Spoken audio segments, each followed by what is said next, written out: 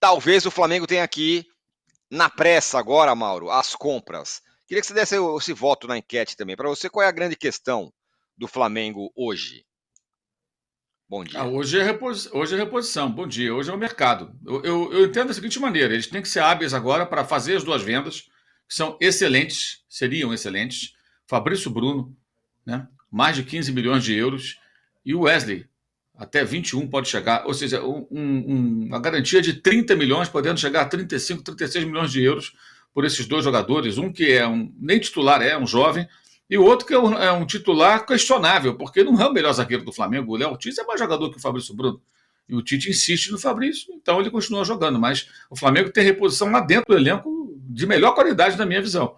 Então, e o jogador de 28 anos, uma venda excelente. Segunda chance. Ele não quis ir para a Inglaterra, para o West Ham, e agora o Rennes da França tem interesse no jogador. Então, acho que tem que fazer as duas vendas e ser ágeis, os dirigentes serem ágeis o bastante para rapidamente conseguir dois laterais, um para o lugar do Wesley, um para o lugar do Vinha, que está machucado, e compor o elenco. Se possível, com um atacante, eu acho que aí é menos dramática a situação, porque existem algumas opções ainda.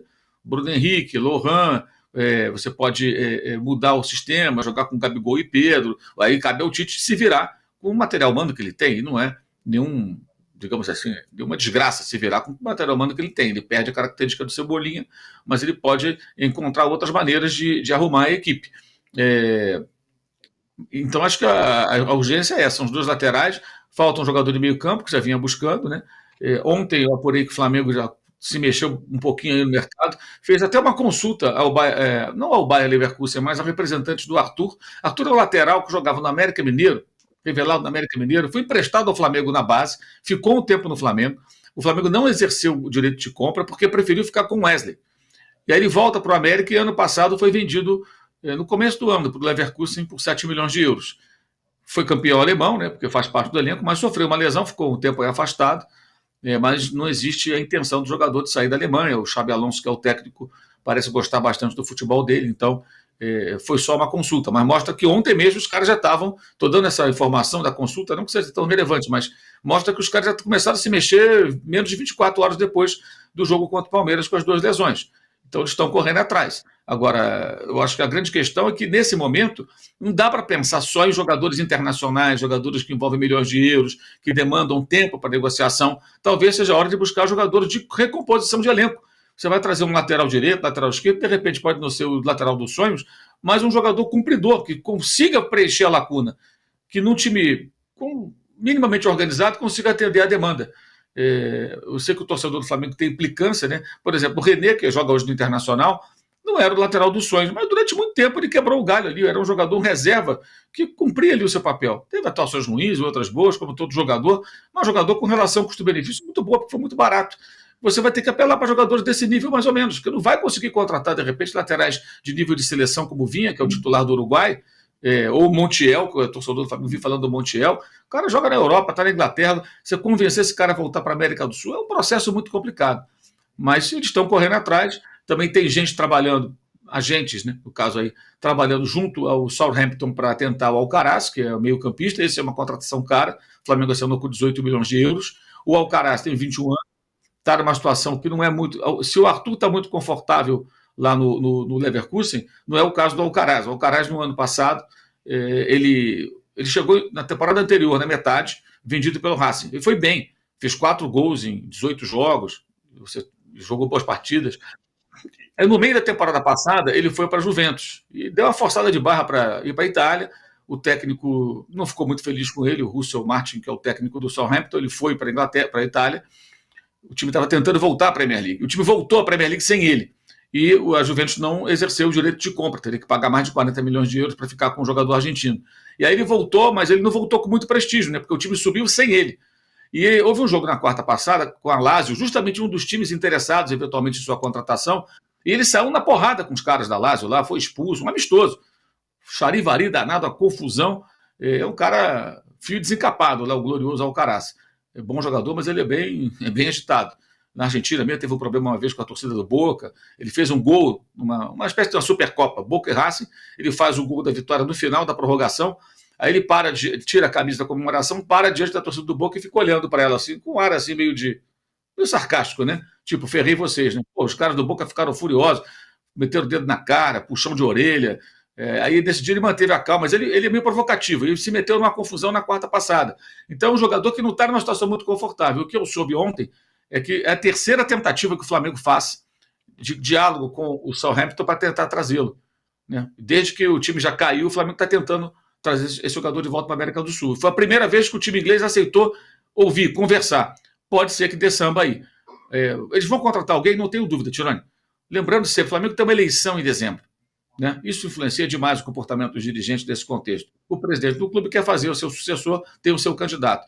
Acho muito pouco provável que ele não chegue para os responsáveis pelo mercado da bola no Flamengo e fale, ó, tragam os jogadores, corram atrás, que a gente não pode deixar o time ser eliminado das competições porque não tem lateral. E é o que eles têm que fazer agora. Correr muito e buscar jogadores que possam entrar imediatamente. Nem que você ache um lateral aceitável na Série B. Tem que ter um cara da posição. Lateral é uma posição muito específica, gente. Não dá para você ficar sem. E o Flamengo está sem. Hoje o Varela está com problema no quadril, só tem o Wesley, e o Ayrton Lucas deu uma pancada na cabeça no domingo, saiu machucado.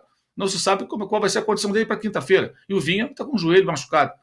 Ou seja, talvez ele tenha um lateral só, que é o Wesley, que está para ser vendido. Talvez nenhum. E lateral, o Mauro falou bem, ô Danilo, talvez a posição mais difícil que tem, né? Quem tem, se agarra ali a ele, porque é a posição talvez a mais difícil do futebol hoje, todo mundo procura lateral e aí deu azar também, né? Todo mundo se machuca no meio do furacão do agosto sangrento aí de todos os times. Vai ter que ir a campo a buscar, e aí o Flamengo, não é exatamente um erro, mas o Flamengo foi mirando naqueles caras muito difíceis. O Claudinho, que sempre foi sempre difícil, o Paquetá, que estão dizendo que ia e poderia chegar, mirou no alto ali. E agora vai ter que se virar com outro tipo de jogador até esse fim da janela. Nesse momento complicado, né? Pois bom dia a todos, mas é que assim, né, lá atrás, quando o Flamengo estava mirando esses jogadores, esses problemas eles estavam longe de acontecer e a gente vai pensar, o Flamengo ele é o time que tá, né, ajeitado e estava precisando de algumas peças de reposição, meio que de luxo, digamos assim, né, não é que era uma extrema necessidade no caso do Claudinho, claro que tem poucas opções aí por Arrascaeta, ainda mais com o Lohan um pouco encostado, mas dava para a gente ver o time do Flamengo sendo um time candidato às três frentes, mesmo sem a chegada eventual do Claudinho ou do Paquetá.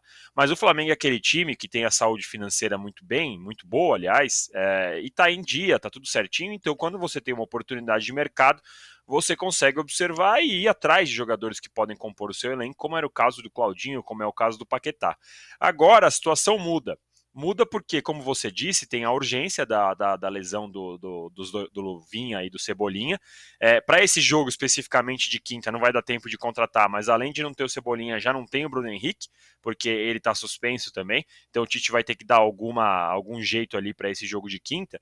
E aí o Flamengo, justamente por ter essa saúde financeira em dia, por estar bem organizado, não pode se dar o luxo de falar: não, eu não vou buscar ninguém, porque ele se organiza e ele busca essa organização o tempo inteiro para, quando precisar, ter esse poder de fogo no mercado.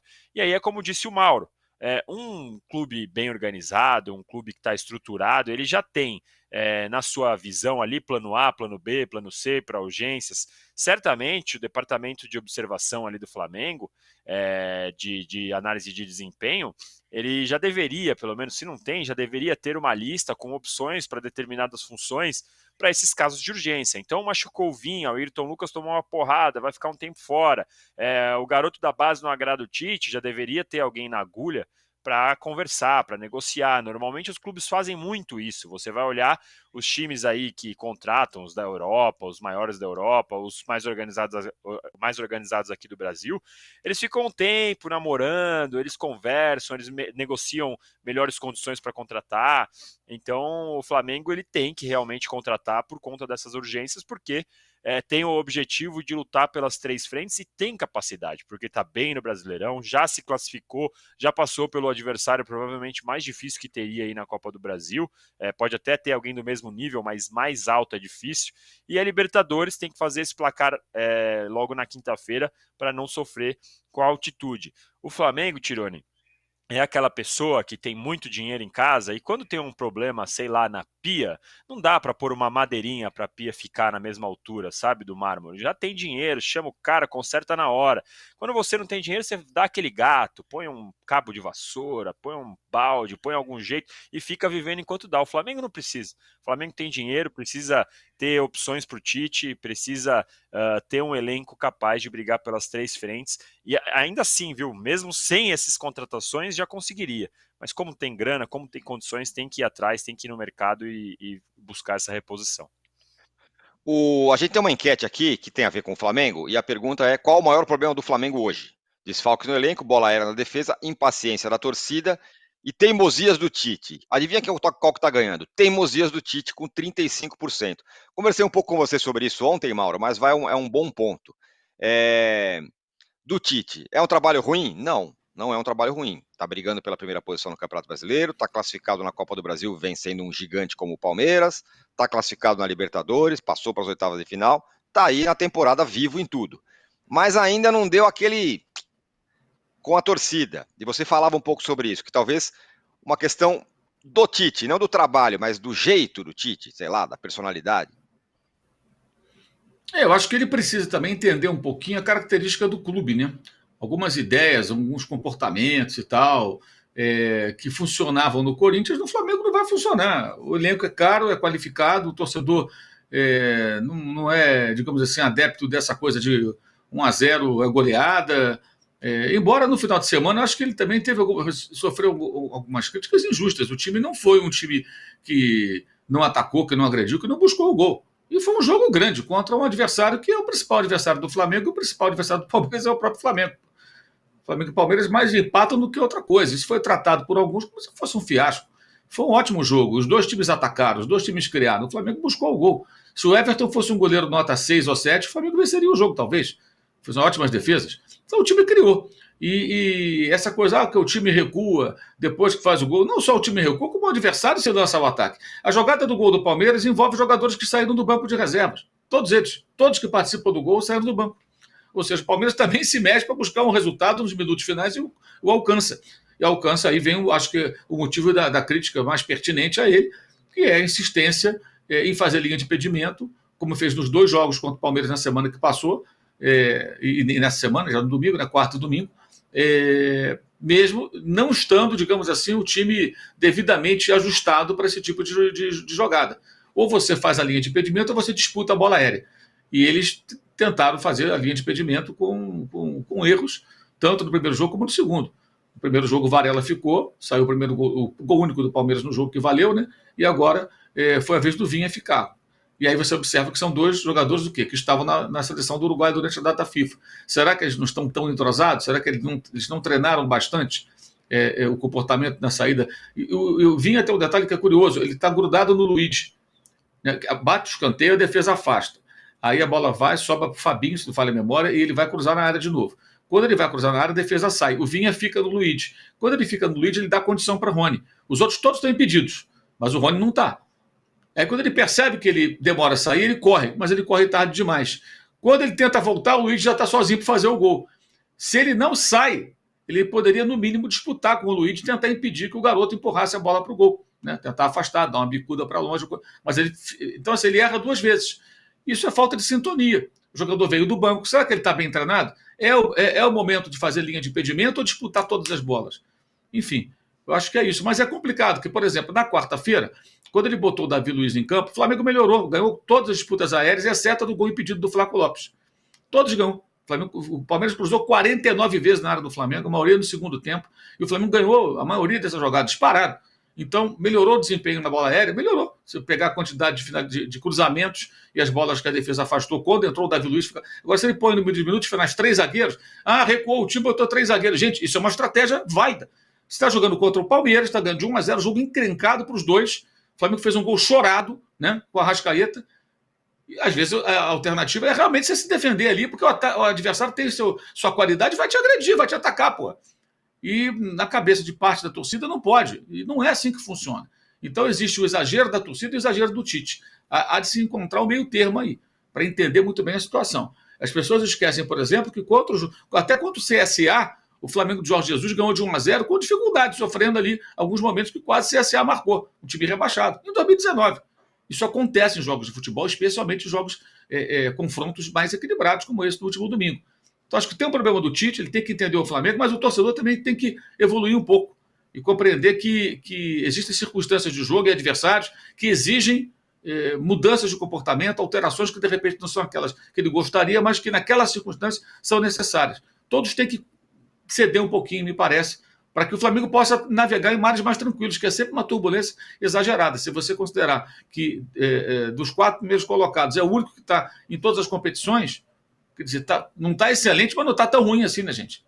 É preciso um pouco de bom senso, acho eu. E aí também cabe à diretoria do Flamengo fazer esse filtro também, né, Mauro? Porque uma coisa é um torcedor não gostar de um estilo, não gostar de outro, mas um cara que tá ali no comando, ele tem que minimamente entender, falar, não, isso aqui faz parte, isso aqui não faz parte, isso aqui eu converso com o Tite, isso aqui eu dou uma dura no Kleber Xavier, no Matheus Bach, isso aqui é só reclamação de torcedor, porque também tem que ter esse filtro, né? Não adianta a arquibancada ditar diretamente o que faz o departamento de futebol. Eu acho que tem que influenciar, quando você vai e vê uma arquibancada inteira vaiando é uma coisa, quando você vê um cara no Twitter xingando é outra, você pode fazer avaliações em cima do que o seu torcedor está gostando, é claro, porque ele é seu cliente, ele é seu consumidor, ele é o cara que vai te dar a renda, vai encher estádio, mas não dá para você simplesmente entregar na mão da arquibancada o comando do departamento de futebol. Você tem que fazer o filtro. Então, estão vaiando, estão xingando, isso aqui é verdade, isso aqui não é. E eu acho que isso nos últimos anos faltou um pouco para o futebol do Flamengo, para o comando do futebol do Flamengo, fazer um pouco desse filtro, dessa avaliação e de entender o que a arquibancada tem razão e do que não tem, e do que faz parte do futebol, como você disse. Recuar é uma tática válida muitas vezes. Nesse caso contra o Palmeiras não deu certo, mas quantas outras vezes que o Flamengo jogou um pouco mais fechado depois de abrir o placar e deu certo, mesmo contra o Palmeiras no Maracanã, quando o Flamengo faz 1-0, dá uma recuadinha e num erro do Gustavo Gomes faz o 2-0, que deixou a situação muito melhor para jogar a Copa do Brasil. Então, eu acho que falta um pouco dessa blindagem também aí, especialmente desde a saída do Jesus em relação ao departamento de futebol do Flamengo.